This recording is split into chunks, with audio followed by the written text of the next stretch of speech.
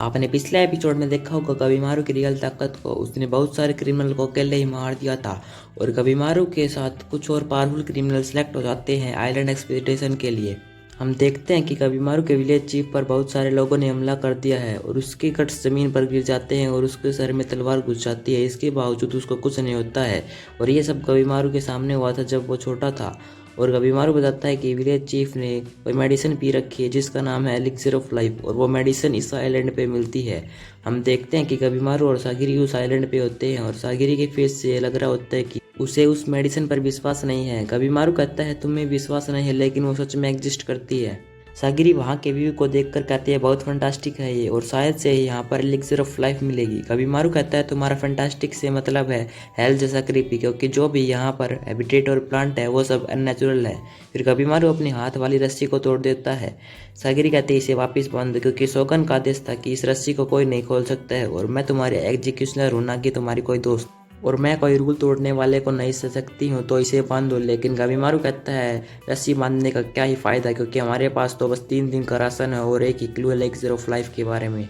फिर सागिरी उसके गले पर ब्लेड तान देती है और कहती है कि चुपचाप हाथ बांध लो और अगर तुम एलिक्सिर ऑफ लाइफ ढूंढने में सक्सेसफुल रहे या फिर तुम्हें पार्डन लेटर नहीं मिला या फिर तुमने हाथ नहीं बांधे तो मैं तुम्हारा गला काटने में कोई देर नहीं लगाऊंगी। कबीमारू कहता है ठीक है, बस मैं किसी भी हालत में अपनी वाइफ को देखना चाहता हूँ और मैं किसी भी कंडीशन को मानने को तैयार हूँ और मैं इन सब चीज़ों से छुटकारा पाकर वापस अपनी वाइफ से मिलना चाहता हूँ। और सागिरी उसके हाथ को बांध दे रही होती है तभी कबीमारू को एक बड़ी सी स्पेयर टकरा जाती है जिससे वो दूर जाकर गिर जाता है। वो स्पेयर एक सजा वाले क्रिमिनल का होता है और वो क्रिमिनल कहता है ये एक खत्म हो गया है। क्या मूर्ख है वो, उसके लिए यही ठीक था। कबीमारू कहता है वाह क्या अटैक था, मेरा नेक डिसलोकेट हो गया था बस। यह देखकर सागिरी शौक हो जाती है क्योंकि वो इतने बड़े स्पेयर से भी बच गया। सागिरी बताती है उस क्रिमिनल के बारे में कि उसका नाम है ट्विस्टेड केवन। वो एक विजय मोंक है जिसको वेपन से बहुत प्यार है और लोग कहते हैं कि इसने 100 से भी ज्यादा वेपन चुराए हैं दूसरे बैरियर्स को रखकर। कबीमारू कहता है उसके हाथ तो बंधे हुए हैं। सागिरी सोचती है ये मैटर करता है या नहीं, फिर कहती है हाँ ये मैटर करता है। सागिरी कहती है इसके हाथ क्यों नहीं बंधे हुए हैं किशोर डोन्नो वो आदमी है जो उस क्रिमिनल का एग्जीक्यूशनर है और उसके ऊपर ध्यान रख रहा है। किशोर डोनो कहता है सागिरी तुम हर बार की तरह स्ट्रिक्ट हो, हम इनके हाथ ट्रिप से वापस लौटते वक्त भी तो बांध सकते हैं। कबीमारू कहता है देखो हम ट्रिप के एंड में भी तो हाथ बांध सकते हैं। किशोर डोनो कहता है तुम लोवेस्ट रैंक पे हो सारे असाइनमेंट से क्योंकि तुम्हारी ऑनेस्टी की गलती है और सारे असाइनमेंट्स रैंक्ड हैं और सागिरी की रैंक है। तभी सागिरी कहती है ये सही वक्त नहीं है डिस्कशन करने का।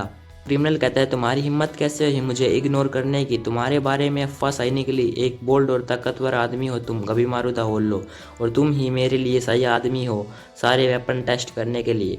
वेपन्स हमेशा जब ही साइन करते हैं जब वो खून पीते हैं और तुम्हारी बॉडी इन ब्यूटी का एक्सपीरियंस करेगी।